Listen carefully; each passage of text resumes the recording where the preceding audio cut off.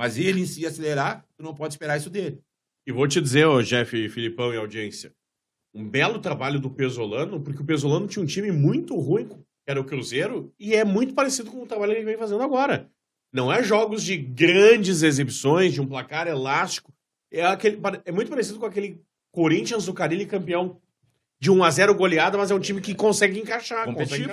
Exatamente. É aquela história, ele não tomando gol, já sai na frente, e o que o técnico do Inter conseguiu foi ver a dificuldade exata da posição do jogador e colocar o jogador na posição correta e deu resultado, né? Sim. Então, eles estão com meio de campo, com bem engrenado, assim, e com a bola rápida ali para poder ter definição e tudo mais, né? Então, é isso aí que ajudou bastante eles nesse último jogo aí. Ontem foi um jogo que posse de bola não significou o resultado, né? Porque o Fluminense teve mais no Muito scout, mais, né? Muito mais. Mas o Pesolano, ele tem esse pensamento, e aí se fala muito, tu vai lembrar, Felipão, da escola Oscar Tabares, do Uruguai, né? Que não precisa ter posse de bola, mas tu tem que ser assertivo. O Uruguai era aquele time, claro, a seleção que chegava mais junto e tudo mais, mas era muito mais assertiva. E é meio que a escolinha Oscar Tabares que o Pesolano vem fazendo no Internacional. De, né? Vamos pelo menos ser assertivo dentro de campo. Protege a defesa, agora vamos ser assertivo. Só que pro torcedor gaúcho, e mais ainda pro torcedor colorado, precisa de paciência para esse trabalho do Pesolano, né? O famoso básico bem feito dá resultado, né? O Abel fez isso já há algum tempo no Internacional, né? O Abel fazia isso. Eu até acho que o Abel deve ter encostado nele, né? Aquilo que o colega falou ali, né? Que de repente o Luiz Felipe podia ter feito no Grêmio. Eu acho que tem o dedo do Abel nessa situação, porque a gente viu ele começar o Brasileiro de maneira diferente, propondo o jogo com posse de bola, criando várias alternativas de gol, né? Várias situações de gol, só que defensivamente muito fraco. E aí ele teve que mudar, né, a trajetória, mudou de rota, aquilo que a gente disse, né, que o Grêmio podia ter feito lá contra o Atlético Paranaense. Surgiu uma situação nova, altera a rota, irmão, altera a rota, né? Ele fez isso, né? Ele tá jogando contrariado e ele deixa isso claro que não é a maneira que ele gosta de jogar. E aí que eu acho que foi no ponto-chave. O Luiz Castro não desapega do estilo dele. O Pesolano deixou bem claro, não é o meu estilo que eu tô fazendo aqui, mas eu preciso porque é o que eu tenho de elenco, de peças. Mas se nós lembrar a entrevista do Gauchão lá na Federação Gaúcha, lembra aquele encontro que teve de dois treinadores? Sim, o Pesolano se apresenta dizendo, não, eu não tenho o currículo que tem o Luiz Castro, né? Eu sou um cara que estou começando e talvez por isso ele tenha mais humildade, porque ele sabe que o emprego é importante para ele. Quando o Luiz Castro é questionado, o que ele responde?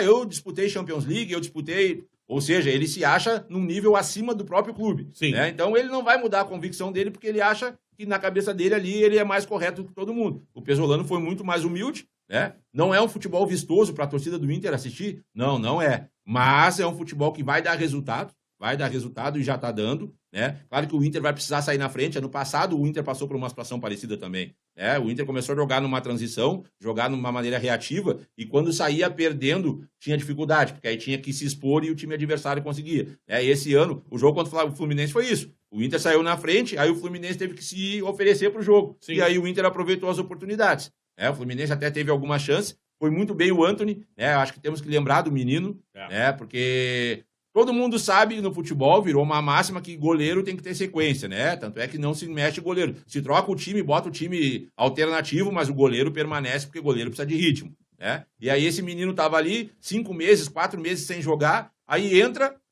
tem um erro, todo mundo critica, né? Eu vi aí alguns comentaristas falando até da preparação de goleiros do Inter, né? Criticando a preparação de goleiros do Inter. Mas aí, engraçado que hoje eu não vi ele falar bem da preparação de goleiro do Inter, depois do Antony fazer a partida que fez, né? Então, de repente, ele precisava só de pegar ritmo, né? Pega ritmo e ele começou a dar resultados.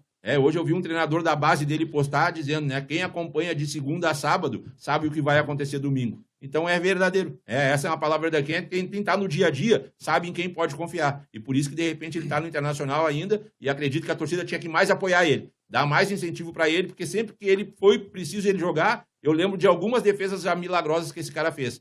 E sempre ele é criticado e o outro que veio do Uruguai, que não joga nunca, está sempre machucado, recebendo uma fortuna, é sempre o elogiado. Mas é mais uma vez aquela história de que o santo da casa nunca faz milagre. Mas é que tem duas situações importantes do Internacional que eu acho que vocês vão concordar comigo, e se não concordar, a gente já dá a discussão e isso é bacana.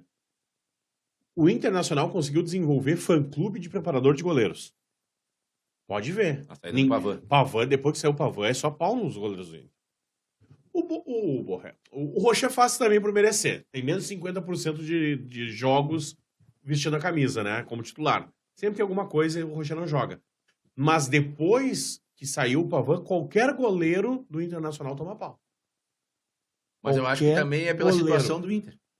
Exato! Se tivesse ganhando, ninguém ia lembrar do Pavã. Exato, mas aí fica que... aos viúvos do Pavã. Mas é que quando perde, quando tá numa situação ruim, tu começa a lembrar de todo mundo. Aí tu vai lembrar do Pavã, aí tu vai lembrar do... Daqui a pouco, se não tivesse bem agora, iam lembrar que o Roger tinha feito uma campanha melhor, tinha feito um aproveitamento melhor. O Kudê, já tava a gente falando do Kudê, que o Kudê teve o melhor aproveitamento dos últimos treinadores do Internacional.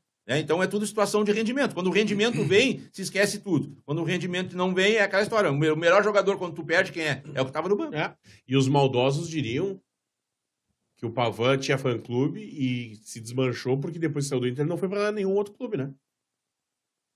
Mas também, talvez por situação não, de mas mercado, eu digo, tem aquela galera que quer pra atacar, entendeu? Claro. Tá, e aí, cadê o grande preparador e tal? Aí eles comparam sempre com o Rogerião, né? Mas o Rogerão... Rogerinho, o tinha dois, né? O Rogerão, preparador de goleiro. Isso, foi pro Palmeiras logo depois. Com o Luxemburgo, mas a gente sabe por quê, né? Sim. Porque ele salvou o Luxemburgo numa confusão na Libertadores, lembra? Sim. Iriam dar no Luxemburgo e ele veio como segurança e segurou, e o Luxemburgo foi muito grato. E aí, quando o Luxemburgo chega no Palmeiras, onde ele ressuscitou o Palmeiras lá, precisava de um preparador de goleiro, o Rogerão tava parado aqui e ele chamou.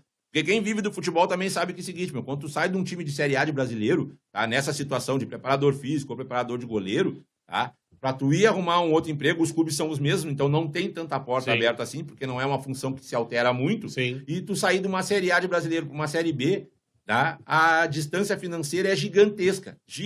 Para uma Série C, então, mais gigantesca ainda. Então, daqui a pouco, o profissional que sai, ele já conseguiu arrecadar uma grana, que nem o Pavã. O Pavã tá construindo casa, né? Sim. Começou a construir casa, vender casa, que para ele, de repente, é melhor financeiramente do que ir para um time de Série B ou de Série C. Né? Não quer dizer que ele é mau preparador de goleiro, né? Longe disso. Ele mostrou o trabalho dele, foi. Só que a distância é muito grande, né? Treinador até se troca, mas comissão antigamente se levava, né? O treinador levava a comissão dele, então ficava mais fácil. Hoje em dia os clubes já pararam com isso para não ter que pagar a rescisão de muita gente. Então, só vem o treinador e o auxiliar e deu. Raramente vem uma comissão montada. E aí, então, esses profissionais, quando perdem esse emprego, eles acabam ficando meio à mercê no mercado, né? A famosa comissão fixa, né? Antigamente, Luxemburgo criou isso, né? Luxemburgo um visionário, né? Agora é o seguinte, né? O Luxemburgo ensinou uma questão. Em confusão, no gramado molhado, não se usa sapato social, né? Ele tava de sapatinho social, ele deu a primeira pisada e a perninha foi longe, né? Não segurou mais. Mas o Rogerão ficou contente, né? Sim. Levou o Rogerão, saiu do Grêmio, foi o Palmeiras campeão de tudo. Dá uma caixa de sapato pegada todo ano. Pra alguém o evento prestou. É verdade. Todo ano alguém ganha um sapato pegado do Rogerão. Vamos falar de uma confusão, a gente está encaminhando o nosso Grenal Night Show, mas teve uma confusão envolvendo o Neymar e o Robinho Júnior, que é o filho do Robinho, né, artilheiro lá em Tremembé.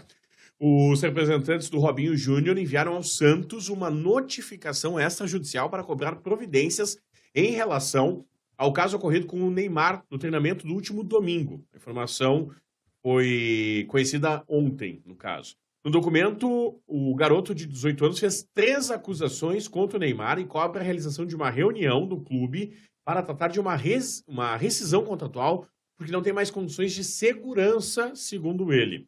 Segundo Robinho Júnior, Neymar proferiu xingamentos de maneira ofensiva, aplicou uma rasteira e desferiu um tapa violento no rosto.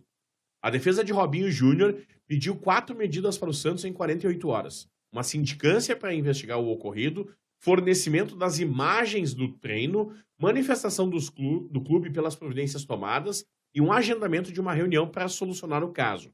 Na notificação, a defesa do Robinho Júnior diz que caso o Santos não cumpra isso, vai configurar a quebra da confiança contratual e comprometimento da segurança laboral, o que resulta numa rescisão indireta do contrato. Rescisão indireta é quando você dá, a justa causa para a sua empresa, né? Exatamente. Caso o clube não cumpra esse período estipulado, o staff do jogador do Robinho Júnior vai adotar medidas judiciais imediatamente, além da rescisão, cobrança de indenização por danos morais e materiais entraram nessa pauta. Segundo relatos de quem convive o dia lá no Santos, e no vestiário, e nos treinos e tudo mais, a situação entre os jogadores havia sido resolvida no vestiário depois de um pedido de desculpas do Neymar junto ao Robinho, visto que o Neymar é o padrinho dele. O Santos se manifestou numa nota dizendo que foi instaurada uma sindicância para verificar essa situação envolvendo Neymar e Robinho durante o treino e que o jurídico do clube está acompanhando todos os casos. Eu acho que, já que o Neymar é padrinho, podia ir para Márcia Goldsmith, né? Casos de família, Exatamente. Né? Tá tudo em casa. Mas falando sério, né? Isso é um absurdo, né, meu? Vamos... Nós estávamos falando do Lucas Coelho, lembra o Lucas Coelho e o Pará brigando? Sim. Lembra? O Anderson brigando com... Quem era o lateral, o volante do Inter, que o Anderson saiu no soco no Beira-Rio? Não com o Moledo? Não, com o outro zagueiro. Bom, eu não lembro. E aí tem o Carlos Alberto. Bom, tem um monte. Isso aí Rodrigo, no futebol, não foi? Rodrigo Dedada? Pode ser. No futebol, isso é uma coisa mais comum do mundo, né? Claro que quem não gosta do Neymar agora vai dizer, o Neymar tá fazendo mais um. Ah, quem conhece futebol sabe que isso é normal no vestiário, então coisa que a imagem não pega, o que já aconteceu de briga e de confusão, só que se resolve ali, né? Como foi dito aí pelo Clériton, né? Foi até então resolvido no vestiário. O que estranha é isso aí externar, né? E se dar toda essa situação, né? Por uma rasteira, um tapa, né? Não é um menino, já tem 18 anos, né?